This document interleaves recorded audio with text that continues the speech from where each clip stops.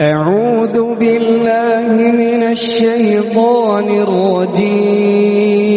قل إن كانت لكم الدار الآخرة عند الله خالصة من دون الناس فتمنوا الموت إن كنتم صادقين ولن يتمنوه أبدا بما قدمت أيديهم والله عليم بالظالمين.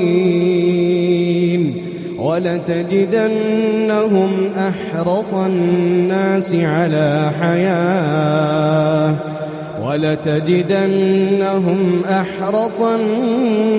على حياة ومن الذين أشركوا يود أحدهم لو يعمر 1000 سنة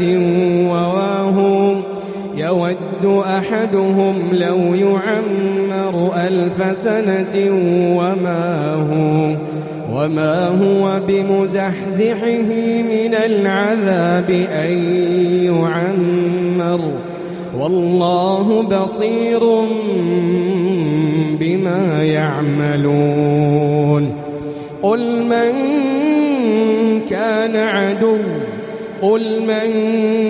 كان عدوا لجبرائيل فإنه نزله على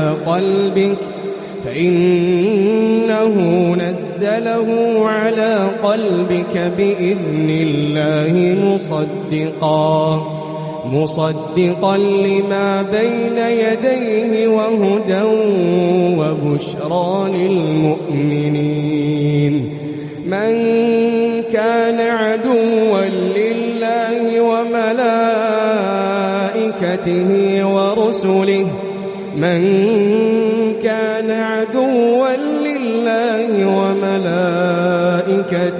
ورسله وجبرائيل وميكائيل فإن الله عدو للكافرين.